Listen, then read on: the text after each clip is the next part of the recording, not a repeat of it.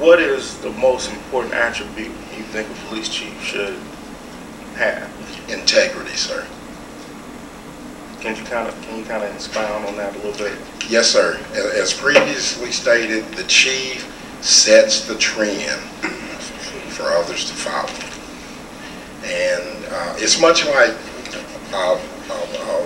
in a biblical text, the job of a husband or a father in terms of leading his family. Okay, if the head doesn't lead, then you're in trouble. And so I say again, integrity. That's all I have right now. Thank you. Councilman Gavin. Chief, how you doing this afternoon? Just fine, sir. You mentioned on several occasions that you have a visualization for Columbus Police Department. Yes, sir. What is it? That we're going to come, and I know no one's perfect, but I want to get as close as we can. If I had my utopia, we would get as close as we could to a crime-free society within the city of Columbus. That's good. How will you go about doing that? By doing clear, effective, and efficient police work. Okay. Looking over everything here, and I'm sure you're aware of our homicide rates and so forth. How much experience in homicides have you had? I've worked approximately a little over 14 years in the Criminal Investigation Division, sir. How much of that is with homicides? I've worked homicides from the beginning of my career, dating back to 1992 to the current date. I'll ask you the same question I asked Mr. Brain. What do you think your success rate would be in solving those murders?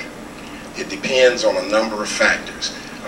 If we can keep moving forward, get buy-in from the community, and we partner, we work together as partners, it's going up. If we don't, then it's going to remain stagnant. But in the past, you don't, I mean, do you have like a percentage? Like, I'm just trying to get a comparison here. It depends in terms of what time frame are we referring to? Well, in the past, the question I asked Mr. Brame is that had he had experience with homicides, and he said yes. And I asked him what his success rate was in regard to solving those crimes, and he gave me a figure, and that's the same question I'm asking you. Okay, let's over 50% solve rate. What do you think best qualifies you as a candidate for this position? Again, I've served under 7 chiefs. I've taken the best of the best. I have a genuine interest in the community in which I live. I've prepared myself for this day. The very first day that I came to work at the Columbus Police Department, I decided then that I wanted to become the chief of police. So I did everything that I possibly could to prepare myself for this day. Do you think our police department is adequately staffed? I think we need more people, sir. How many more? Approximately 15 to 20. In what capacity? They're going to have to start off, I would think, or I would say, in the patrol division, because as previously stated, the patrol division is in fact the backbone of the Columbus Police Department. And you have to, when you come into a city, you have to become acclimated to the city. All the technology in the world is not going to help you. You have to have a feel for the people. That's what counts. I'll ask you one more question, then I'll finish for this round.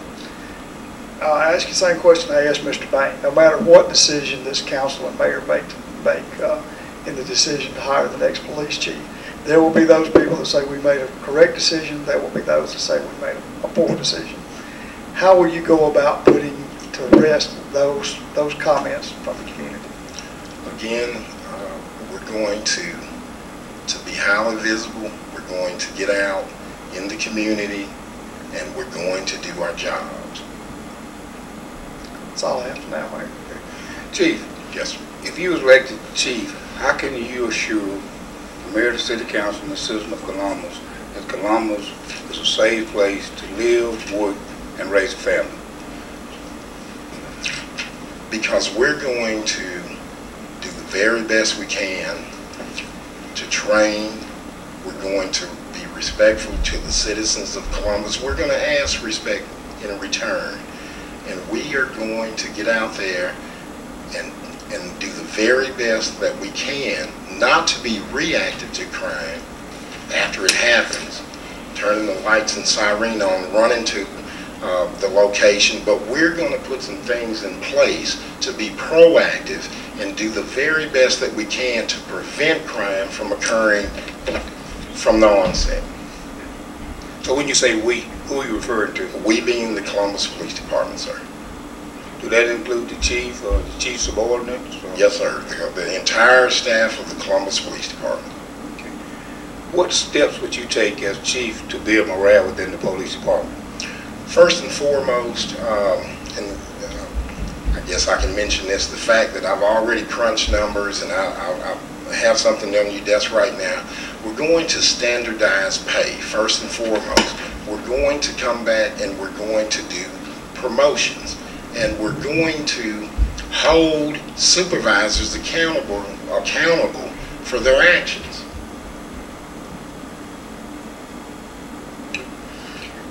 Describe the ability that you possess as a leader that will gain the confidence of the citizens within the community of Columbus. The attributes. Describe the ability that you possess as a leader that will gain the confidence of the citizens of Columbus.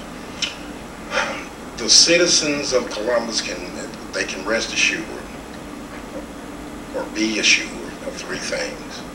That the Columbus Police Department, beyond a reasonable doubt, we're going to be held accountable for our actions. We're going to have the highest degree, including myself, of integrity. And we're going to have, or at least myself, a hard work ethic. Councilman Taylor.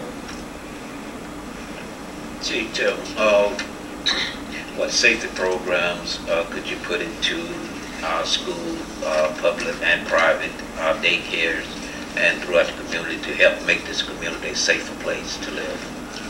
And this is something that I've already talked about that I would do, is I would like to start the DARE program back over again. I have a community relations division. They literally, from time to time, as time permits, they go into the schools and they talk to kids. I've personally done it myself in daycares as well as some other schools. So the sky's the limit on that. It's just a matter of can we afford to do these issues, and if not, we're just going to have to try to find grants to make that happen. That's all, Chief. Thank you. Councilman Mickens. Chief McQueen, have you ever had a time where two of your subordinates was not getting along? And the second part to it, what did you do and what was the outcome? Yes, sir. Not calling any names, but I called both of the individuals into the office. We sat down, we went over the standard operating procedures manual, made them aware of the consequences, and the result was that they appear to be the best of friends now. Okay. What would you consider one of your most significant accomplishments as being, since while you've been in the police department? Okay, another one that I'll give, I gave the example earlier of gaining reaccreditation for the training division, but also, in addition to that, was completing the Certified Public Managers program.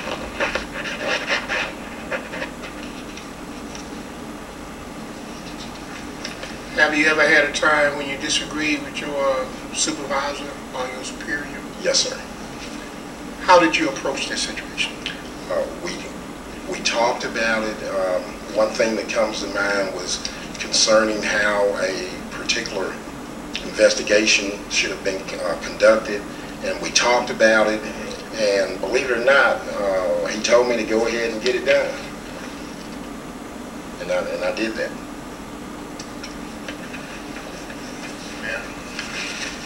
Councilman Box.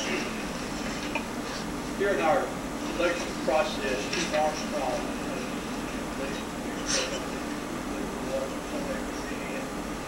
he said that his close connection with his community was one reason that they had a high solid rate.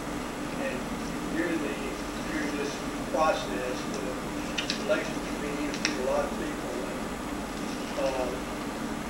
one of the comments that was made that perhaps we don't solve crime because the community does not talk to the police department. And that was, the factor that I asked this witness to say is water under the bridge, and I think there's still a lot of things there that haven't been accomplished, because one of the things they said in there was basically the same thing. The police department does have to have the relationship in the community that it needs to have, and also a negative concept that the media has all the department as presented. How do we get past that? How do we get people to trust us enough, and what would you do to try to get over that hurdle? People trust you enough to talk to them. Transparency as it relates to the media, and if I sit behind a desk every day, or I'm riding around in a car every day, and I don't let the windows down, and I don't get out, and I don't, go on someone's porch, or I don't say good morning or hello, that's the way it's going to be. And so you've got to get out of that car, you've got to get out from behind your desk, you got to get out of the office, and you've got to make personal contact. Chief, do you agree with that, those comments that the people will not talk to us, that that's part of our problem? Yes, sir, I do. Do they not trust us? Yes, sir. Thank you. You're welcome. Councilman Stewart. Chief, I have two I need to ask you. What is it like for working with you, and describe your life, your style, your leadership style is what I'm talking about. If I wanted to work for you. Yes, and your I personally think it would be a pleasure for you to work with me. And the reason being, I listen. I listen. I'm not an authoritarian dictator. I don't go out and say this is the way it's going to be done. For the most part. Now, don't get me wrong. There comes a time where if you're in gun battle or something like that, that you got to direct, and we don't have time to talk. But from the day-to-day operations, I'm democratic. I mean, I want your input. I'll come ask you, because I don't have all the answers. And I say it again, that a leader is only as good as the people that he's surrounded with. He or she. My last one is, what are the key elements of success in the relationship with the chief of police and the local official? Well, let me say this, and I can only reflect upon what I've already done. I've been in contact with some local chiefs.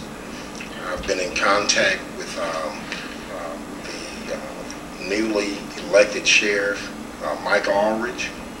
We've worked together before. I think we're going to have if I'm chosen, a lovely working relationship. And you have to, you must have the support of other local agencies in order to accomplish your vision and your goal at the Columbus Police Department. And I say that because the same things that are happening, the same crimes that are occurring in the city of Columbus, they're occurring in Lowndes County, they're occurring in Starkville, and they're occurring in West Point. And so if we form a collaboration and we all work together, then we stand a greater chance of stamping crime out.